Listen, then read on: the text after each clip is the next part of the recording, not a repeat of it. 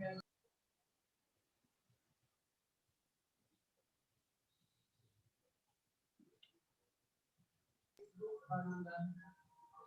Hola, ¿qué tal? Buenas tardes. Nos saluda su amigo Elías Huerta Arcijas y les doy la más cordial bienvenida a una más de nuestras transmisiones vía Zoom, de la entrevista semanal de Foro Jurídico, que ya tenemos prácticamente un año, un mes desde que empezó la pandemia, de estar haciendo estas interesantes entrevistas cada semana, cada jueves, de 7 a 8 de la noche.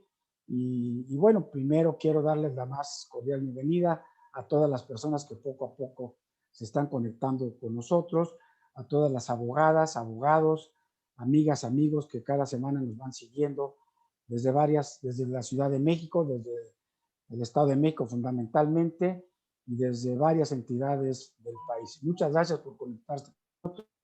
También le doy la más bienvenida a todos los amigos y amigas que se nos conectan a través de Facebook en Foro Jurídico.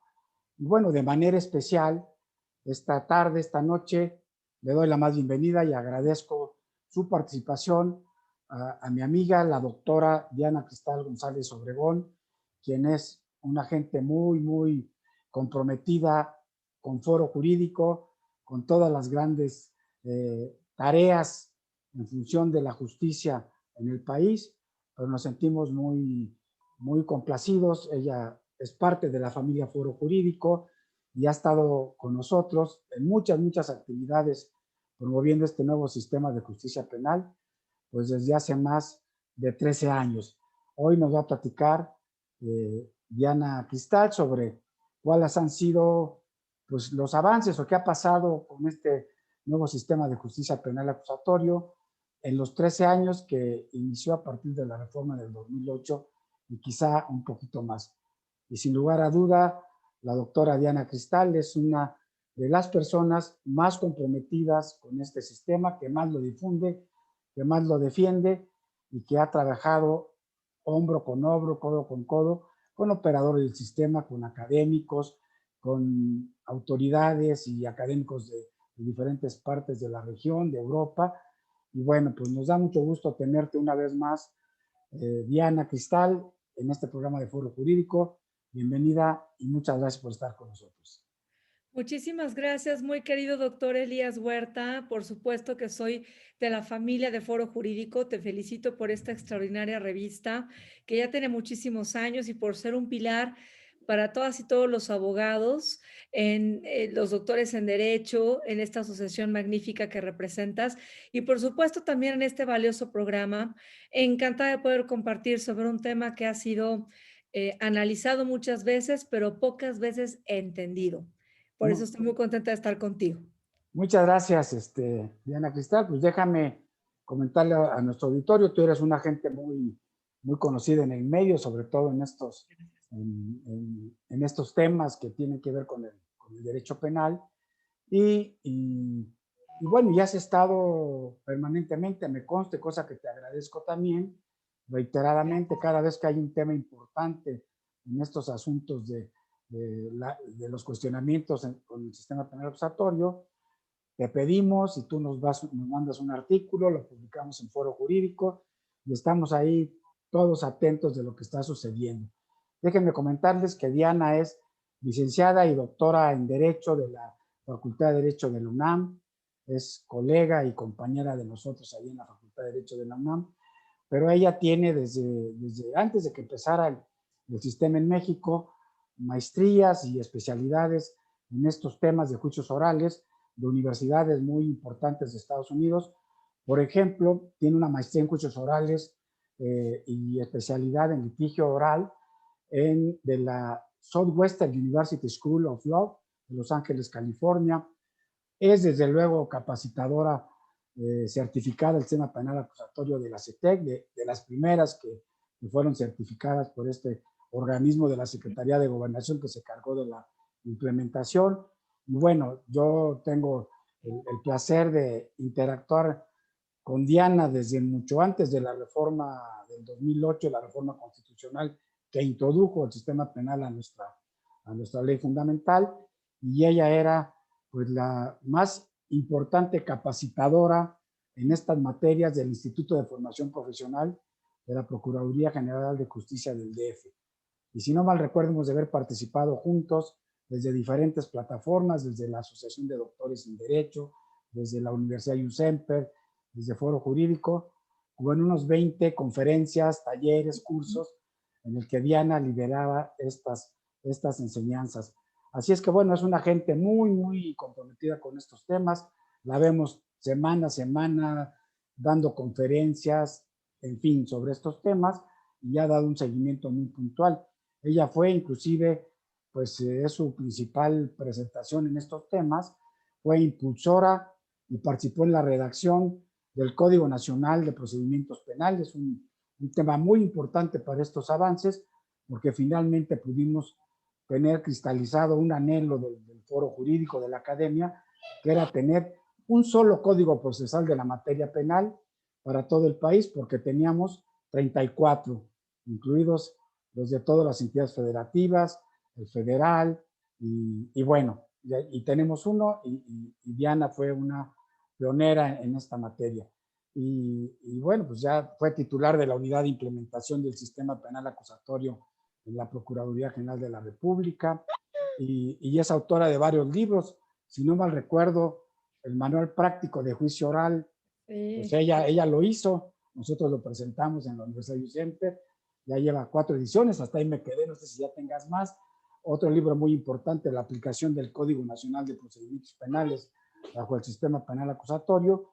Y ahora también le invitamos a que viniera a este programa, a esta entrevista, además de platicar sobre estos 13 años de la reforma, pues de algo que es muy loable, y te felicito, Diana, porque acabas pues de publicar esta importante obra del Código Nacional de Procedimientos Penales comentado en 3 grandes tomos. Así es que si quieres, para abrir boca, platícanos un poco, Diana, sobre esta importante obra que está saliendo apenas del Así es, horno, ¿no? Si no mal así es. recuerdo, no tiene ni 15 días que lo presentaste, ¿verdad? Platícanos un poco sobre eso. Con mucho gusto, querido doctor, y muy agradecida de tu reconocimiento, de tus palabras, y siempre me sumo contigo a todos los proyectos en los cuales eres un extraordinario líder, además un caballero y líder en México. Efectivamente, y estoy muy contenta porque acaba de salir del horno el único Código Nacional de Procedimientos Penales que está comentado. La gran ventaja, querido amigo, es artículo por artículo, todos los artículos a cabalidad del Código Nacional. Tú sabes que ha habido obras, tendrán su esfuerzo, pero esta es única, porque esta es la primera en el país y la única que tiene cada artículo del Código Nacional comentado. Pero algo muy importante es que tú sabes que efectivamente estábamos en la trinchera, en mi caso, que compartí contigo, no solamente en el Senado de la República. ¿Te acuerdas aquellas mesas incansables de análisis de cada tema del Código Nacional? Pero también lo dijiste muy bien, estaba yo con pues con la encomienda como titular de la unidad de implementación, con el encargo de autorizar y corroborar cada uno de los contenidos del Código Nacional, que es de donde efectivamente sale el Código Nacional. Entonces, esta obra es muy valiosa porque tiene el por qué redactamos esta figura, ¿no? ¿Por qué quedó el descubrimiento probatorio? ¿Qué significa para las partes? ¿Qué es el dato de prueba? Entonces, esto es algo fabuloso para las lectoras y los lectores, operadores, magistrados que han sido mis alumnos, jueces también, ministerios públicos, abogados, litigantes, abogadas, porque les va a ayudar a entender qué pasaba en nuestra cabeza, por qué desde mi participación como redactora analizamos y dejamos este diseño procedimental.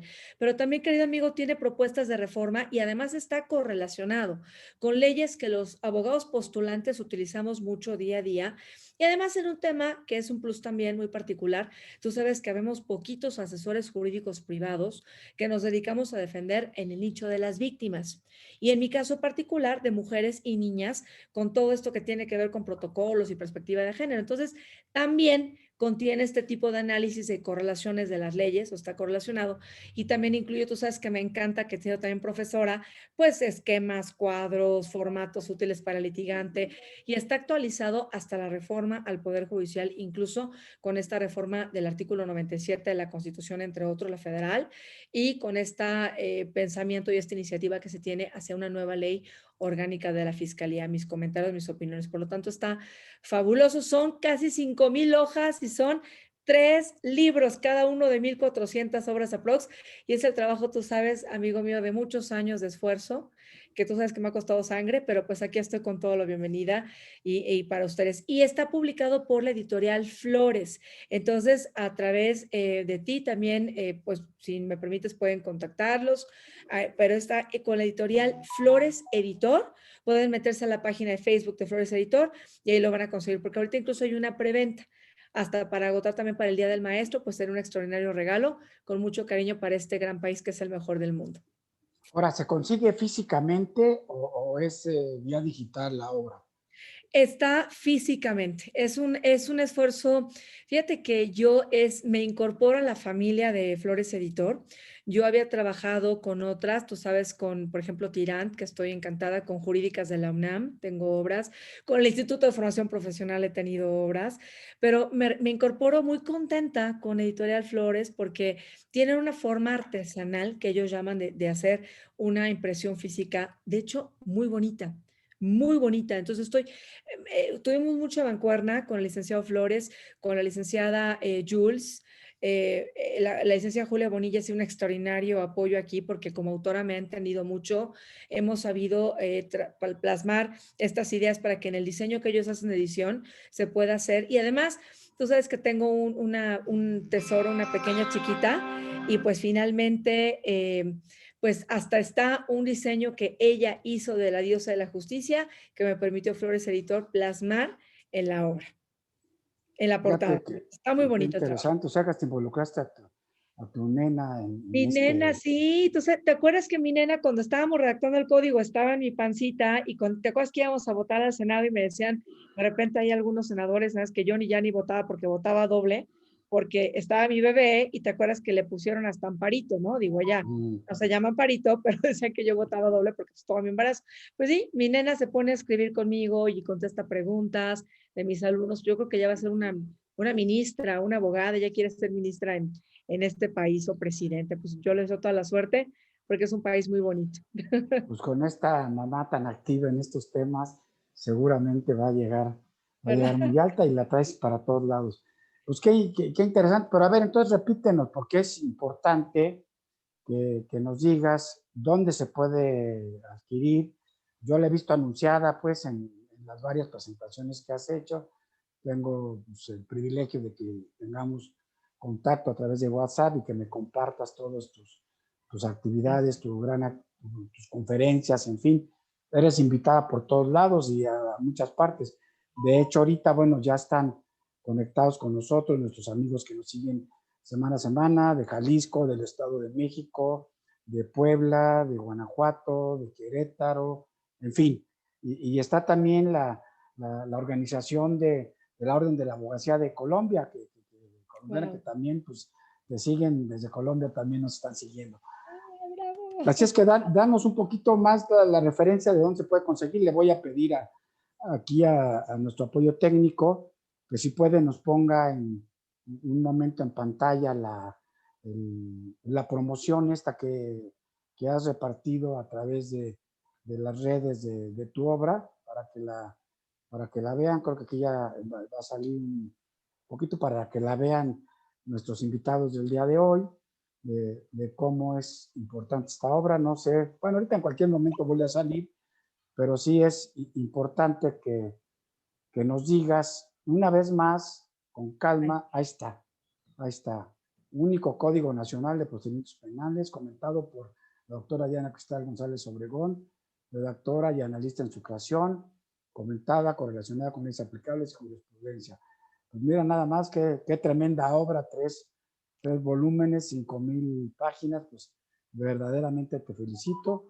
Dice aquí, contactos para pedido, aquí lo pueden tener el número 5531-000800. Y correo electrónico floreseditor.pedidos@hotmail.com.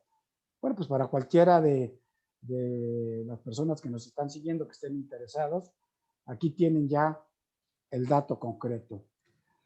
Pues muy bien, Diana, antes de entrar algunas de estas materias que ya nos estabas comentando, déjame decirte que además de reiterarte mi felicitación, Gracias. nosotros estudiamos y seguimos a lo largo, trabajamos y de alguna manera hasta hace algunos años, pues con el Código Penal comentado de veintitantas, treinta y tantas ediciones del maestro Carrancá, del papá del maestro, de nuestro querido maestro Carrancá y Trujillo. Y yo te auguro que esta obra va a ser un poco el que va a sustituir ese gran Código Penal comentado, en la parte procesal. Te felicito y te deseo el mejor de los éxitos. No, hombre, lo que acabas de decir, doctor, te lo agradezco en el alma, doctor y querido amigo, y para mí significa muchísimo porque ha sido una obra que, como tú bien dijiste, no solamente, o sea, no es una obra improvisada, al contrario, tiene pues, ¿cuántos son ya? 20 años que hemos trabajado en este tema, que es más conocido, que ha estado en cada rincón de la república y en todos los países que han tenido en Latinoamérica, en Europa, en Estados Unidos, en Inglaterra, el sistema penal acusatorio. Y realmente toda esta expertise, tanto desde el punto de vista de lo que ha apoyado a nivel nacional e internacional en la implementación, desde la reforma constitucional, ¿te acuerdas que yo estaba también con algunos diputados y senadores en la reforma de 2008, luego en la de 2011, para dar vida a este Código Nacional? Y ahí fue como mi mayor prueba. Yo me acuerdo, querido amigo, cuando tú sabes que iba a ocupar una posición aquí en la Ciudad de México y cuando me mandan llamar del gobierno federal y me dice una autoridad en la materia, en ese momento política, oye, quiero que tú seas la que dirija los trabajos de redaccionales del Código Nacional. Yo iba con la impresión de que, bueno, iba a dar una conferencia, iba a algo, cuando me dio eso fue una labor que yo no pedí, pero que agradezco a la vida, a Dios y a la Virgen que me permitieron, porque totalmente cambió mi perfil profesional, totalmente la Cristal de antes a la hora de ver también el lenguaje legislativo, de debatir. ¿Te acuerdas todo ese tiempo de las mesas? Yo me acuerdo que había procuradores, ¿te acuerdas? Procuradores y gobernadores que los invitaba a la PGR a que me plantearan sus puntos de vista, porque no era nada más lo que yo quería, era también discutir con ellos, enfrentarme yo a su debate y poder contraargumentar. Y me acuerdo que todavía me encuentro ahorita a la fecha algunos fiscales que ya no son fiscales o sí están en otra posición como gobernadores y me dicen, doctora, me hacías estar adentro de la PGB de las 8 de la mañana a las 3 de la mañana y cuando daba la hora de la comida, ¿te acuerdas, amigo? Que pensaban que iban a salir y yo les decía, no, no, no, ya pedí comida para que sigamos trabajando en el Código Nacional. Entonces, es un trabajo muy bien pensado y además tú sabes que también tengo ahorita casos muy polémicos y pues muy fuertes de litigio penal que defiendo a las víctimas. El caso, pues de Mal, la chica de Oaxaca, el caso de Chelita, que en paz descanse, que fue secuestrada y es un feminicidio. Y así te puedo hablar de muchísimos casos que represento también contra empresas ahora como postulante, pero mi nicho es la defensa de las víctimas. Y eso también lo plasmo en mi experiencia de litigante en el Código Nacional, porque es un código práctico. Tú sabes que a mí me gusta mucho lo práctico. Lo dogmático está bien, pero lo práctico es lo que también van a ver en estas 3 obras. Cada una de más de 1000 hojas y pues con Flores Editor lo pueden adquirir. Con mucho Bueno, gusto. Diana, yo quisiera que aprovecháramos tu presencia y el conocimiento y la experiencia que tienes tú en la implementación de este tema. Eh, para algunos de los puntos, nos platiques sobre algunos de los puntos controvertidos, complejos de la implementación de este nuevo sistema. Ha estado pues bajo el ataque de muchas voces, de muchas críticas. Me consta que tú eres una defensora, yo me sumo en esa defensa, no obstante que tiene muchos, no defectos, que ha habido problemas en su implementación, pues tenemos que seguirlo perfeccionando, echarlo para adelante y ir haciendo lo que se tiene que hacer para que no nos den una contrarreforma, porque sin lugar a dudas el sistema penal inquisitivo que dejamos atrás era el peor de los mundos, no podemos ir a ese. Entonces yo nada más quería retomar aquí una frase de un tratadista europeo cuando dice que refiriéndose a esta reforma y a otras muchas tan trascendentes, que el cambio institucional no es solamente lento, es también impredecible y conflictivo. Quien haya pensado que puede diseñar un programa amplio de reforma para implementarse en 5 años, no vive en el mundo real. Pues así es, no podemos pensar cuando se dijo, bueno, ¿y cuánto vamos a tardar? No, pues 10 años, no, pues 15, no, pues Chile en 10 años. No, no, no, este es un tema muy complejo. Somos la tercera, el 13º país con más población en el mundo, de los más extensos, con 120 millones de habitantes. No podemos pensar que la implementación de todo nuestro sistema de justicia penal de 200 años lo podemos tener listo con todos estos cambios profundos en 10, en 15 años. Es un proceso largo. Así es que me gustaría que nos comentaras primero un tema que yo siempre lo decíamos, lo decían nuestros amigos de Colombia, de Chile, de Italia, de España, cuando venían a nuestros encuentros internacionales, donde tú participaste en todos, bueno, que la parte más complicada para ellos había sido esta de la investigación, que la policía era el talón de Aquiles de estos cambios, era el talón de Aquiles del sistema antiguo y sigue siendo el talón de Aquiles de este nuevo sistema.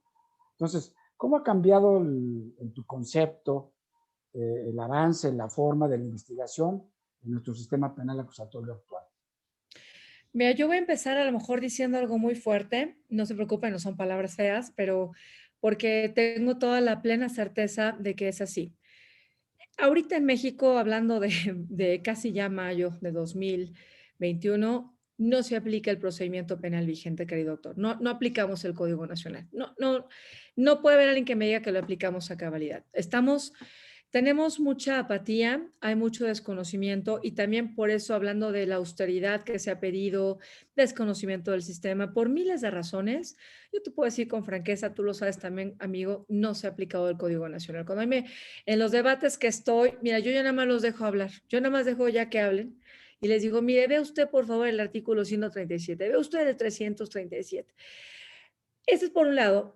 No se aplica. ¿Y por qué no se aplica? Porque seguimos hablando de las generaciones que se supone que las tienen que empujar. ¿Te acuerdas que apostábamos que son los jóvenes? Pocas escuelas como U Semper, por ejemplo, se han dado la tarea de revolucionar los planes de capacitación realmente. Lo que observamos aún en las universidades son planes de capacitación a modo compactos, chicos, a manera de diplomados y así.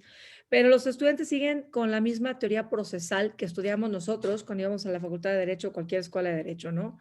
Y que ya cambió. Y es de verdad aberrante ahora que veo constantemente el litigio, que el debate se centra en puntos que son reconocidos por dogmática. Fíjate lo grave, doctor. Son reconocidos por dogmática y argumentados como tal en las mismas audiencias y muchas veces defendidos así con los jueces, pero no son parte del procedimiento. Y te toco un ejemplo rápido. La famosa vinculación a proceso, que sabes que ese tema nos tocó un chorro de trabajo y que todavía hay penalistas como que les pones así como agua bendita porque es como decirles, hay un exorcismo porque realmente no quieren cambiar. Les digo, a ver, es que son datos de prueba. Les digo, a ver, ¿quién les dijo que nada más son datos de prueba? ¿No vieron el artículo 316, fracción tercera? 316, fracción. A ver, doctora, les digo, aquí les dejamos la fracción tercera. Vinculación a proceso, datos de prueba y que existan indicios razonables. ¿Qué indicio razonable le dijiste al juez? Ah, pues no, porque yo estudié con tal persona y me dijo que nada más como en Colombia, Les dije, no, es que eso no es posible. Imagínense un juez que puros datos de prueba, dándole fe a todos los que hablen, vinculen a una persona. Será un tanto como en el sistema anterior, tú sabes que decían que una formal prisión no se le negaba a nadie, ¿no? Un orden de prisión no se le negaba a nadie. Entonces, así nos podemos ir con varios conceptos que les digo, oye, no leen. Y además tenemos el gran error en el país que desde la capacitación hasta cómo estudiamos derecho las y los abogados, no existe una comprensión armónica del sistema. Es decir, hablamos, por ejemplo, otro tema que te digo, el descubrimiento probatorio. Todavía a la fecha se pretende decir que es una obligación nada más del Ministerio Público y que no es así de la defensa. O que el descubrimiento probatorio, fíjate la gravedad, yo lo veo ahorita, no te digo ni en qué casos porque son polémicos, pero me dicen algunas contrapartes, doctora, quiero fecha para descubrir. Le digo, perdóname, pero el descubrimiento probatorio se hace, ve el artículo 337, en el proceso. O sea, no cuando terminas la etapa, la acusación, la fase escrita de la intermedia, y cuando te vas a la audiencia. No, no dejamos nada en el código, tú lo sabes, doctor, que diga, termina el plazo y entonces descubres. No, el descubrimiento dice clarito, ¿te acuerdas? El descubrimiento se realiza en el proceso, durante el proceso.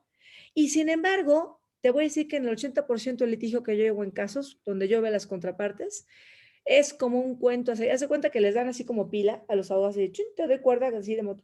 Y entonces empiezan a recitar lo mismo, como ustedes les hicieron guión. Ya se cerró el plazo, doctor, ahora quiero fecha ante la fiscalía para que me descubras. Y yo siempre les digo, yo descubrí, ¿eh? Yo descubrí dentro del plazo. ¿Y por qué descubriste durante el plazo, doctora? Porque yo sé que el descubrimiento probatorio no solamente es que tengas copia de la carpeta, es que tengas acceso a la misma. Y si yo te doy una pericial fuera del plazo de investigación complementaria, te estoy violentando a la igualdad, que tú sabes que es un principio rector importantísimo y que implica que tú me digas, ay, doctora, yo no solamente quiero que me des copia, yo tengo derecho a hacer una pericial a mi vez, ¿verdad? Para estar en igualdad. Y si tú me das copia después del plazo de investigación complementaria, ya no tengo yo tiempo de hacer un acto de investigación. Esto que te cuento, que es violatorio de derechos una y otra vez, no se entiende. Yo he tenido que pedir que los jueces se excusen y lo he logrado porque les digo, no puedo creer que no se entiende el sistema. Y es hablando de la investigación, ahora vemos algo que tú sabes que está pasando ahorita con la pandemia. Hemos escalado y se han agravado los temas de feminicidio, que son los que defiendo mucho yo de mujeres y niñas, las agresiones sexuales a niñas, 104% en la Ciudad de México, hay por ahí aproximadamente que ya rebasamos 903 carpetas de investigación de feminicidios en la Ciudad de México, hay 25 carpetas de violencia familiar por hora, datos 2020-2021, los primeros meses.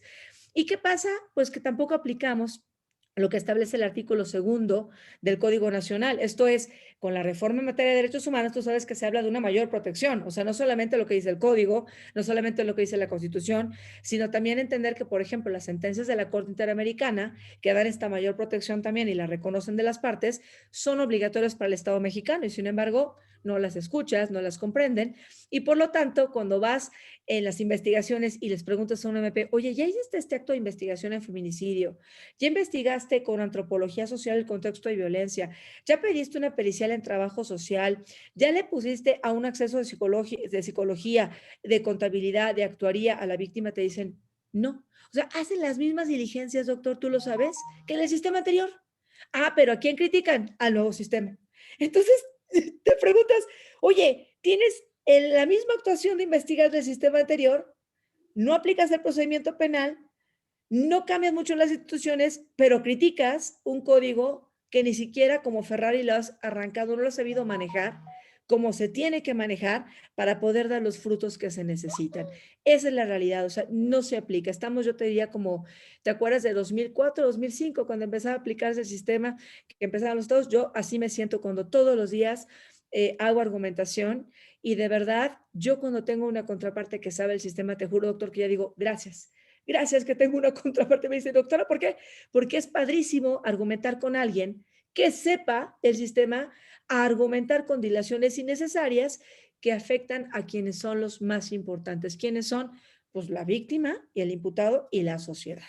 Eso es lo que te podría A compartir. ver, te quisiera preguntar algo también muy, bueno, es importante lo que nos dices, coincido contigo, pues nos faltó la gran, digamos, la gran falencia, la falta que tuvo el Estado mexicano para liderar este importante proceso de implementación fue sin lugar a dudas la falta de capacitación exhaustiva en todo el país y creo que sigue siendo uno de los graves problemas, aunque se han pues, un poco ido poco a poco zanjando, pero después de los 8 años, pues, nos dio el legislador 8 años de vacatio legis para hacer todo esto y cuando en el 2016 empezamos ya en todo el país, se empezó a capacitar y empezamos a ver que nada más habían estado gastando el dinero algunos gobernadores con sus amigos, en fin.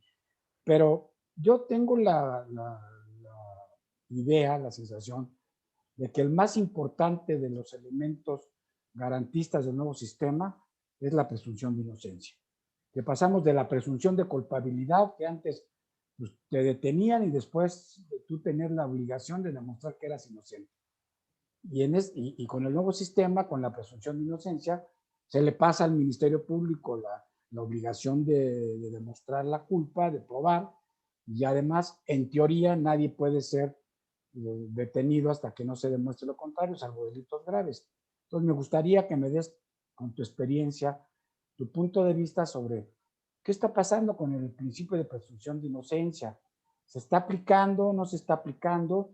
y si este exceso o excesivo excesiva política pública de la actual administración de la Cuarta T, de saturar de delitos graves a la Constitución, artículo 19, no es contraproducente al principio de presunción de inocencia. Claro, claro. Y ahí vamos a partir de que sí ha habido cambios. Yo quisiera enunciar algo muy rápido, querido doctor. Vamos a dejar a un lado esta parte de que el procedimiento penal, como lo redactamos, tú lo sabes, en el Código Nacional, sí quiero retomar esta parte que no lo estamos aplicando. Ojalá, como en este programa, querido doctor, se pueda retomar y difundir y hacer eco para que invitemos a las y los radioescuchas a que lo apliquemos, porque este es un radio de funcionarios de muy alto nivel que tú tienes siempre contacto con, y además de abogados litigantes, hombres y mujeres. O sea, los invito a que realmente apliquen un procedimiento. Pero hablando en general del sistema penal acusatorio, sí ha habido muchos cambios muy buenos. Por supuesto, el que tiene que ver con lo que dices valiosamente, la presunción de inocencia. Efectivamente, cuando alguien interpone una denuncia o una querella, en el anterior sistema era muy fácil, ¡fum!, que se fuera directamente a una judicialización y además ya con una creencia de la parte ministerial de las pruebas de manera tan marcada que era parte de la sentencia. Prácticamente era una comparecencia del MP que luego encontrabas el mismo texto en una sentencia, ¿no? En el inquisitivo. Y ahorita en el acusatorio sí ha cambiado mucho, muchísimo, porque aún con la prisión preventiva oficiosa, existe una investigación donde el Ministerio Público sabe que en el nuevo sistema tiene que enfrentar un debate y tiene que defender esa investigación con un equipo que se llama equipo de judicialización. Y no son los que investigan, es un equipo diferente y que ellos determinan, ¿no? Oye, ¿judicializamos o no? Y aparte hay otro embudo, por eso decimos que el sistema acusatorio tiene como una serie de capas de embudos que hacen que el sistema esté limpio, que vaya limpiándose, que se vaya depurando, que se haga bien. Y entonces, después de que el área de litigación dice, oye, sí, va, el juez es un componente muy importante porque un juez, hablando del principio de imparcialidad, ¿verdad? El principio de un juez que no ha tenido contacto con las partes, que no conoce la carpeta de investigación, es un juez que por primera vez frente a las partes va a conocer de la investigación y lo más importante, que va a conocer esa investigación aparte a partir del Ministerio Público, del asesor jurídico o asesora de la víctima y de los defensores y del imputado y va a tomar decisiones y va a resolver frente a las partes con esa transparencia. Y entonces se va todo el tiempo marcando esta presunción de inocencia en el entendido que aun y cuando exista una vinculación al proceso, aun y cuando exista una acusación, pues en tanto no tengamos una sentencia condenatoria y que quede firme, es decir, que ya no admita ningún recurso, entonces persiste la presunción de inocencia. Y esto es muy importante porque en el anterior sistema no se da, ¿no? No se da. A quienes yo creo que están golpeteando mucho el tema que te platicaba de las víctimas, porque las víctimas, al igual que los imputados, también gozan de principios rectores. Y me gustaría retomar que muchas veces, sobre pretexto de la presunción de inocencia, doctor, me han, bueno, forzado en argumentos que los hemos hecho valer con éxito ante los jueces, porque sobre pretexto de la presunción de inocencia, de una defensa adecuada, nos dicen, yo tengo tiempo más de investigar, doctora. Ahí me das 10 días, aunque llegue a la audiencia y el juez me diga que ya tenía que venir impuesto como defensor. Entonces, ahí no nos tenemos que confundir. La presunción de inocencia implica el que no por aportar pruebas existe una autoincriminación, no porque hable o declare el imputado es una autoincriminación, ni siquiera en el procedimiento abreviado, tú lo sabes que es una figura también poco comprendida aún en día, pero tampoco implica pisar derechos de las víctimas, ¿no? O sea, no se va a poder hacer valer una presunción de inocencia para darle, por ejemplo, más tiempo a una defensa para que pueda aportar actos de investigación o pedirlos al MP si ya cerró un plazo de investigación complementaria, porque entonces la víctima también es afectada, ¿no? Entonces, la víctima es un sujeto procesal, la víctima también tiene derecho a una justicia y no se nos olvide el artículo segundo, que se tiene derecho también a que el caso. Fíjate, doctor, más allá del derecho penal tradicional, y este es un conflicto bien interesante con los penalistas que todos conocemos tú y yo, ¿no? Es decir, hasta dónde llega el derecho penal, porque el derecho penal, más allá de la pena, ¿no? Que es el derecho tradicional penal, o sea, la imposición de una pena, el artículo segundo, les dejamos la clave en el Código Nacional, dice que el objetivo del proceso penal es que se resuelva un conflicto. Fíjate qué importante. Entonces, más allá de no lo hice, sí lo hiciste, es cómo voy a resolver un conflicto penal, y dice el artículo segundo además, reparando el daño y que no quede impune y que no se violente a un inocente. y que a la víctima se le repare. Entonces es un equilibrio bastante complejo que requiere operadores que realmente tengan esta capacidad, el estudio, la capacitación y una forma distinta de aprender, doctor. Distinta. Yo a mis alumnos les digo, aquí hay que aprenderlo no como caballitos. No te aprendes el artículo del código. A ver, ve, 36, 37, ¿qué te dice la Constitución? ¿Qué te dice la Corte Interamericana? ¿Qué te dice la Corte? ¿Qué te dice la Suprema Corte de Justicia? ¿Qué te dice la Jurisprudencia? ¿Qué te dice la Ley de Víctimas? ¿Qué te dice la Ley de Acceso? ¿Qué te dice el derecho de los niños? O sea, todo esto es argumentación. Yo lo hago así, doctor, como otros abogados, pero comparto con tristeza que somos pocos y con el lamentable resultado que he estado en audiencias, donde la contraparte se ha atrevido a decir delante de mí en la audiencia. La abogada está haciendo alusión a sentencias de la Corte o argumentos internacionales que no debe hacer valer su señoría. Imagínate, te hago ojos así más grandes. ¿Cómo? Y yo veo al juez y una vez un juez me dijo, no, tranquila, como diciendo, antes de que empiece a argumentar, doctora, yo le doy al abogado y le explico. Pero A eso es ver, lo que escuchamos en la audiencia, así. pues no sabe lo que es la convencionalidad. Claro. Oye, Diana, dime otra cosa que es muy importante en tu experiencia en estos temas. Yo te debo confesar que yo he estado muy activo con la implementación y con todo lo que tiene que ver con el sistema penal Yo sé. acusatorio, pero casi el tiempo me alcanzó y yo ya no he litigado en esta materia, pero sigo vinculado a toda la parte académica, al seguimiento internacional, en fin. Y un tema que me da un poquito de preocupación, porque no lo veo en esta gran medida, es el de los medios alternos de solución de controversias, que bueno, los que vinieron a implementarnos o a ponernos la importancia de este sistema después de que en América Latina en los 70 hubo una explosión de violencia, violación de derechos humanos generalizada con las dictaduras militares, en fin, y que vino todo este movimiento, que al final en los 80, 90, pues ya entramos también nosotros y prácticamente todo el continente, ¿no? A la cabeza con Chile, desde luego que fue el primero. Pero habrá que pensar que Chile es un país, si no me recuerdo, de 10 millones de habitantes, Ujú. y nosotros de 126, como me corregía aquí uno de nuestros participantes. Entonces nos decían, para que este sistema funcione, está diseñado para que el 10-12% de los asuntos vayan a juicio oral. Todo lo demás debe salir por los medios alternativos y por los acuerdos reparatorios y por las otras medidas. Y yo veo con tristeza que aunque hay un esfuerzo y una tendencia generalizada hacia esto, que es muy poco lo que han hecho los tribunales, sobre todo los tribunales en el interior del país, y que las instituciones de mediación, de medios alternos, pues no van al mismo paso de la consolidación del sistema penal acusatorio. ¿Cuál sería tu reflexión y tu opinión al respecto? Con mucho gusto, querido doctor.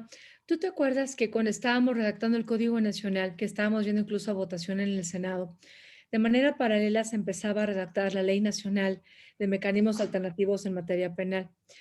Se supone que a poco tiempo después, pocas semanas después, pocos meses después, pero no tanto tiempo tenía que pasar después de que se promulgara, ¿te acuerdas? En marzo de 2014 nuestro Código Nacional, pues tenía que haberse dado cumplimiento también y haberse promulgado esta Ley Nacional de Mecanismos Alternativos.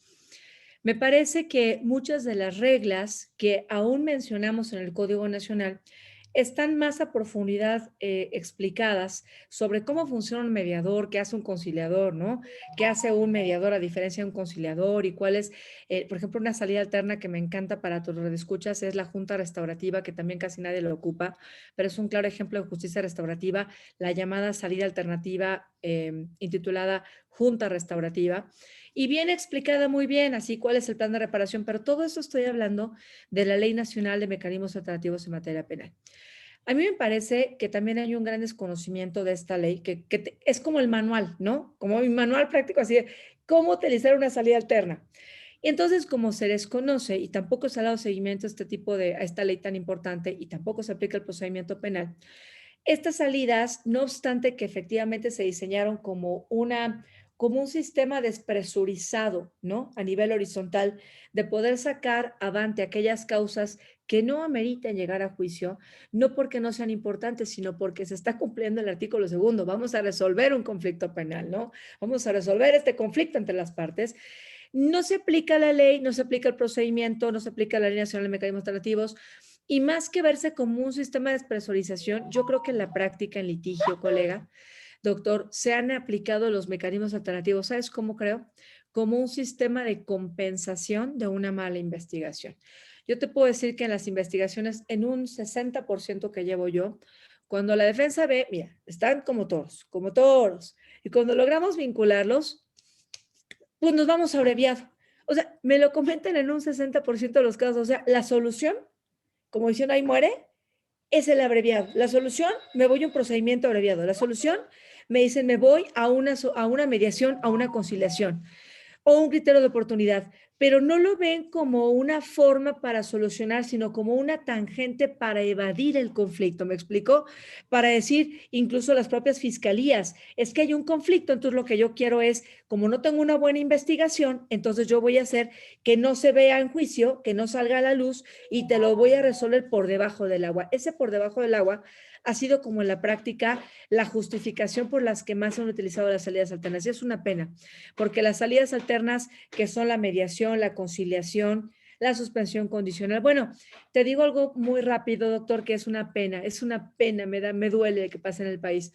Yo he tenido casos en litigio de suspensión condicional del proceso, donde claramente les dejamos ahí, ¿te acuerdas? Las condiciones, pero les pusimos que pueden ser, ¿no? O sea, no solamente son las condiciones, colegas que nos escuchan, las que plasmamos en el Código Nacional, o sea, puede haber otras condiciones que se pueden proponer al juez, ¿verdad? Para que se pueda hacer un acuerdo, se congela ahí la investigación, se suspende para efecto de que se cumpla y posteriormente con el juez, pues ya se ve que se cumple el acuerdo y tiene el efecto de una sentencia absolutoria, se extingue la acción penal, ¿no? Pero en ese tema veo que las condiciones no son acorde para reparar el caso. Y lo más terrible, doctor, es que no se garantiza la reparación del daño. Bueno, yo he estado en salidas alternas donde el juez autoriza la suspensión, donde ya posteriormente autoriza y dice, ya se cumplió todo, y únicamente dicen, a ver, ¿cuál es la garantía de la reparación? No, pues tenemos 10 pagarés. Y les digo, 10 pagarés, estás dejando a la víctima exactamente igual o Igual, peor, peor. ¿verdad? Ahora que cobre los pagarés. Y me dicen, es que le no me estás los quieren heredando un garantizar. juicio que no va a ganar nunca. Exacto. Y les digo, pues la dejaste igual. Es que dice garantizar. Les digo, ve el diccionario. La Real Academia garantizar es que se dé, que esté seguro. Entonces, no se aplica, no se conocen. Y esto creo que sí ayudaría a que efectivamente se pudiera resolver un conflicto penal de manera adecuada. ¿Te acuerdas que incluso habíamos dejado en el primer borrador del Código Nacional una justicia restaurativa? Un capítulo, ¿te acuerdas que había Sí, sí, que de una justicia restaurativa? Y finalmente no quedó, pero pues había una ley, hay una ley nacional de mecanismos alternativos. Y yo previo a una pregunta te quería compartir rapidísimo, sé que el tiempo es escaso, pero que hay una salida que se llama junta restaurativa. Y la junta restaurativa es una salida que a mí me encantó y que yo propuse en casos que yo llevaba de litigio con los temblores, ¿te acuerdas de los sismos del 2017? Porque había mucha gente que decía, oye, yo no quiero que hagas un monumento, yo no quiero que hagas esto o el otro, yo lo que quiero es que se repare el daño, que se enfrente, que se me entienda mi calidad de víctima y que se me apoye como tal. Y entonces, en ese sentido, la Junta Restaurativa tiene un plan de reparación y el plan de reparación lo que busca es que se tenga una forma de poder llevar a cabo esta reparación, pero de manera satisfactoria, ¿no? Comprendiendo lo que establece la ley de víctimas. Tú sabes que son 5 componentes para reparar un daño. Las medidas de satisfacción, las medidas de no repetición, las medidas de restitución, las medidas de rehabilitación y la compensación, que es lo que únicamente se conoce como el dinero, ¿no? Pero son estos 5 que sí tienen las medidas alternativas que contemplamos en el Código Nacional, pero a la fecha no se comprenden. Y entonces eso sí es muy triste porque son muy benéficas y sí ayudan incluso a combatir el índice delictivo y los conflictos que tanto se han aumentado, ¿no? Ahora más con la pandemia. Diana, estamos ya entrando un poco a la parte final del programa, es muy interesante, tú tienes mucha experiencia en esto y te vamos a estar invitando Gracias. seguramente a algunos otros programas, hay algunos temas aquí que me gustaría que casi al final nos comentara sobre esta nueva ley orgánica de la Fiscalía General de la República que además pues, se acaba de aprobar en comisiones hace unas horas en el Senado. Prácticamente mañana se pretende que se vaya a aprobar en la última sesión del primer sesión ordinaria del Congreso de la Unión. Pero mira, te quisiera pedir que un poco, aplicando el método ametralladora, te voy a hacer preguntas que están aquí del auditorio para que me des respuestas más o menos rápidas. Algunas pues prácticamente ya las has respondido, pero aquí el doctor Eduardo Castellanos, quien la semana pasada estuvo con nosotros aquí en el programa con una muy brillante participación sobre pues, la crítica a esta, a la ley Saldívar, ¿verdad? Esta inconstitucional reforma, artículo decimotercero transitorio de una ley secundaria que va contra el artículo 97 y 100 de la Constitución. Él te pregunta, además de felicitarte, tienes muchas felicitaciones, pero bueno, las voy a dejar de lado. Dice, ¿en qué medida y en qué temas consideras que el nuevo modelo de control difuso ex oficio de constitucionalidad y convencionalidad ha impactado en el contenido del Código Nacional? Ya comentabas algo con alguna experiencia con un litigio, pero en términos generales, ¿cómo consideras que impacta esto en el Código Nacional? ¿Qué medidas, pero un poquito como hacia la ley de la Fiscalía o un poquito como más en general? No, en general, del Código Nacional de Procedimientos Penales, pero ahorita la Fiscalía la dejamos por un lado, ¿no? Pues mira, el Código Nacional impacta muchísimo, muchísimo porque regula un procedimiento donde le damos énfasis a lo importante. ¿Qué es lo importante? La investigación. ¿Te acuerdas que no queremos ya Florence Cassés, no queremos ya caso Nelson Vargas, no queremos casos donde tengamos una sentencia y te digan finalmente en amparo, oye, ¿sabes qué? Tu sentencia ya no vale porque se hizo mal. Entonces, el Código Nacional, el procedimiento penal vigente que trabajamos con sangre, tú lo sabes, logramos empujar esta importancia, decir, lo importante es lo que hagas en la investigación en 3 columnas, la licitud, la legalidad y la pertinencia, que no son lo mismo.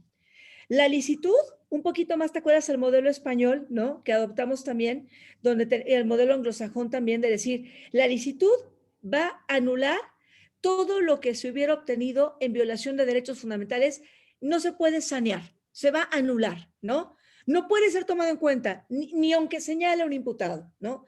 La legalidad, el respeto a los tiempos, a los plazos, a los términos procedimentales, a los plazos, a las fases procedimentales. No puedo, por ejemplo, ofrecer en la etapa intermedia una prueba documental, un medio de prueba documental que fue ofrecido o que fue recabado fuera del plazo de investigación complementaria. Y la pertinencia, ay doctor, y doctor Castellanos también le expreso mi admiración como a ti, esto también nos hacen dar unos cocos todo el tiempo, porque la pertinencia, ¿te acuerdas que dejamos el artículo 216? Tenemos que entender que lo pertinente es lo importante, no solamente es es decir, no todo lo que se investiga es lo que se debe llevar a juicio, solo lo importante, solo lo pertinente. ¿Cuántas veces no vamos al Ministerio Público y ofertamos tal testimonial, tal documental, tal pericial, pero finalmente no es relevante, no es útil? Tenemos un caso de abuso sexual y estamos ofertando de acoso, estamos ofertando de robo, estamos ofertando de un acoso. Y entonces esta pertinencia que también está marcada y que impacta en el procedimiento penal ha ayudado a depurar. Lo ilícito lo saca, lo ilegal lo saca, lo que no vale la pena, lo que no es útil lo saca. Y entonces el procedimiento penal, a diferencia de otros y a diferencia del inquisitivo, sí ha permitido en México que no todos los casos se judicialicen y que no todos los casos se lleven a sentencias desafortunadas, ¿no? Y hablo de las dos, pero también ha permitido que tengamos sentencias, y hablo, por ejemplo, de mis casos, que tú sabes, doctor, yo he tenido de casos de secuestro muy mediáticos a nivel nacional, donde aún con prueba indiciaria, presumo uno, que logramos ahorita mucho, el caso de nuestra querida Chelita, que en paz descanse y que también le dedico a este programa, una mamá que fue secuestrada, violentada, 31 lesiones y violentada sexualmente, que está en el cielo, y que nos la fueron a aventar a Iztapalapa y logramos ya una sentencia condenatoria con pura prueba indiciaria, en estricto apego a derecho, pero fue gracias a que el sistema acusatorio nos permitió con esta libertad probatoria, doctor, poder argumentar y la defendemos. Entonces, una investigación bien hecha pocas veces en amparo te la pueden poner abajo. Ese es un orgullo que tengo del sistema acusatorio, también como tú y con todos los que participamos en el diseño de un procedimiento penal mexicano distinto. Bueno, así coméntanos un poco tu punto de vista sobre la iniciativa de ley orgánica de la Fiscalía General de la República, que bueno, pues ahí ha tenido algunas críticas, sobre todo en el tema de víctimas, y que bueno, pues ya, como comentabas un rato, parece que se va a aprobar el día de mañana, ya salió de la Cámara de Diputados, la ministra en el Senado, se acaba de aprobar en comisiones el día de hoy, y todo indica que mañana, que es la última sesión ordinaria, se va a aprobar. ¿Qué opinas sobre esta iniciativa? ¿Qué comentario te merece? Mira, a mí me da mucha tristeza porque yo tengo fe en toda la experiencia, en toda la trayectoria, en toda mi admiración que me merece el doctor Saldívar, pero me parece que cuando una persona ocupa un cargo público, más allá de la persona, esta se deja aparte, hay un cargo, hay una función que respetar. Y la Constitución es muy clara con el artículo 97 de la Constitución. Los plazos están claramente establecidos en la Constitución y tienen un sentido, ¿no? Hablando, ¿te acuerdas hace ratito de lo que, por qué dejamos en el código? Pues de igual manera, en la Constitución, el constituyente estableció el legislador, las legisladoras, por una razón, un plazo. Y esto porque me parece que el plazo de 4 años pues permite una participación democrática y un cambio sano, ¿no? De forma de pensar y de forma de tomar decisiones. ¿Y de quién más? Pues es de la máxima autoridad que tenemos en el país, o sea, ¿quién interpreta? Entonces, por eso me parece que sí debería quedarse en un plazo como está de 4 años. No creo que deba ampliarse. No comparto las argumentaciones.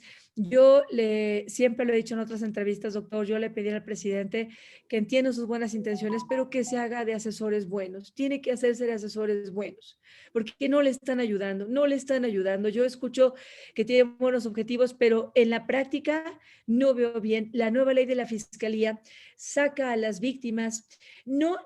Algunos que argumentaban es que está bien, sí, sí, yo sé que reconoce a las víctimas y que participa en la investigación, pero en el caso de personas desaparecidas, en lo que se establecen otras leyes que tienen que ver con estas desapariciones, con la participación de las víctimas, ¿te acuerdas? Con la parte de la ley general de acceso a las mujeres a una vida libre de violencia. O sea, no puede la fiscalía decir que por la autonomía, entonces deslinda a las víctimas en ciertas leyes. Eso no es correcto. Eso es lo que te quiero compartir. No es correcto. Al contrario, la autonomía no está para unir a los sujetos para que trabajen activamente con la fiscalía.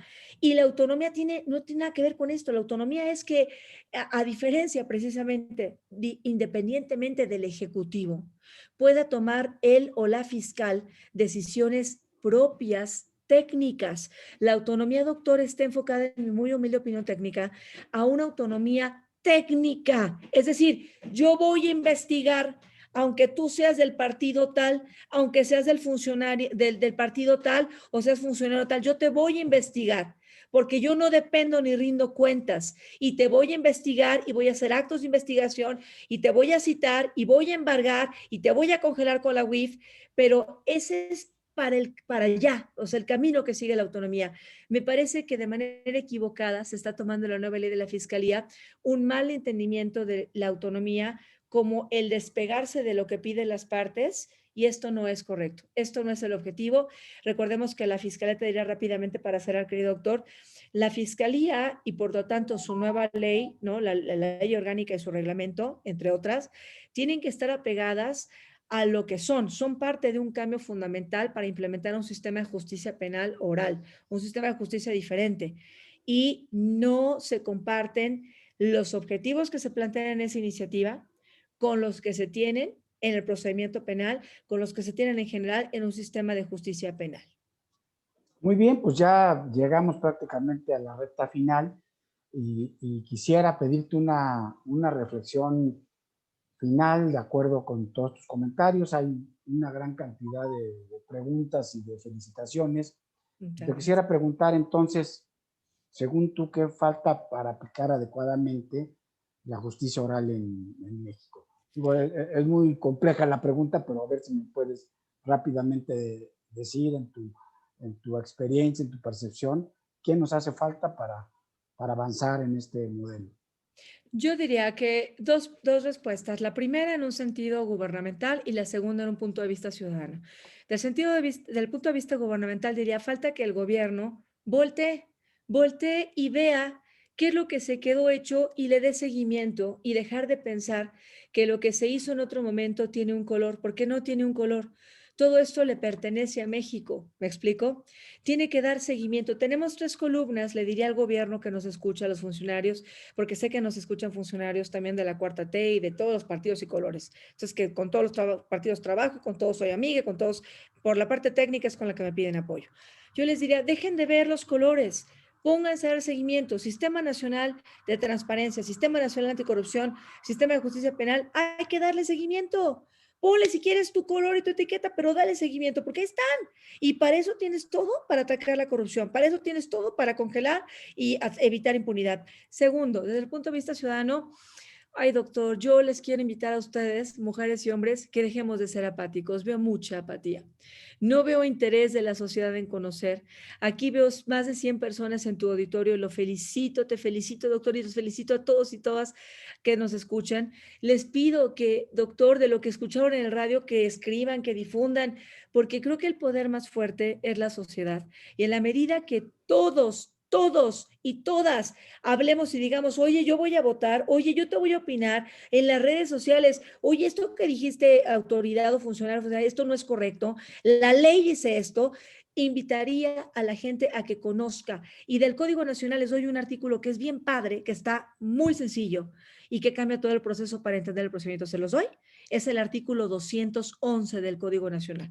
¿Te acuerdas, doctor, que ese no querían que lo dejáramos y nos costó un ojo de la cara que lo dejáramos? Porque ese no dice qué hacer, pero ese explica el procedimiento penal. Vean ustedes el artículo 211 del Código Nacional. Ahí explicamos el objeto, cuándo empieza el proceso, las 3 etapas, ¿te acuerdas? Hasta dónde es el proceso, cuándo se ejerce acción penal. Conoce tus leyes. No tienes que ser abogado o abogada, conócelas para que las exijas, porque tenemos el gobierno que merecemos. Y para que tengamos un gobierno que nos guste, si te gusta o no el que te guste, pues tienes que participar. Es lo que humildemente compartiría, querido doctor. Pues muy bien, doctora Diana Cristal González Obregón, te agradezco muchísimo el tiempo que nos regalaste hoy para platicarnos, aunque el tema es muy complejo, sobre el sistema penal acusatorio mexicano, de la reforma de 13 años a la fecha. Nos quedan muchos temas pendientes. Seguramente en un par de meses te volveré a invitar para algunos temas más concretos. Tú ya viste y te transmito muchas felicitaciones de los amigos que nos están aquí, pues dejando tu felicitación. Yo le voy a pedir a mi asistente que cuando cerremos la transmisión nos deje un minuto el póster del libro que nos lo están pidiendo algunos de los asistentes para que tomen los datos. Y no me resta más que felicitarte por la gran obra, por el gran esfuerzo que haces por el país, por la lucha que haces también en relación con la igualdad, la perspectiva de género en todas estas materias, por la lucha que haces en la defensa pro bono de tantas mujeres que lamentablemente se ven involucradas con los temas penales y desearte que sigas adelante. Muchas felicidades y muchas gracias. Y también pues agradezco mucho a las más de 110, 120 personas con el Facebook Live que hoy estuvieron siguiéndonos y bueno, pues muchas felicitaciones, querida Diana Cristal. Así es que pues muchas gracias a todos. Me despido de ustedes, les agradezco que hayan estado con nosotros conectados y los invito para que el próximo jueves a partir de las 7 de la noche nos acompañen en otra edición más de la entrevista semanal de Foro Jurídico. Así es que bueno, pues acá desde el Ejército me despido de ustedes. Ahí queda ya la nota esta del Código Nacional donde se puede adquirir el día de mañana en YouTube. También en la página de Foro Jurídico YouTube pueden tener acceso a la grabación de este programa de hoy. Y bueno, pues si quieren ya nos quitamos de pantalla compartiendo, por favor, el Código Único Nacional para despedirnos de frente, mi querida Diana Cristal. Buenas noches y buenas noches a todos. Hasta luego, muy gentiles. Hasta luego.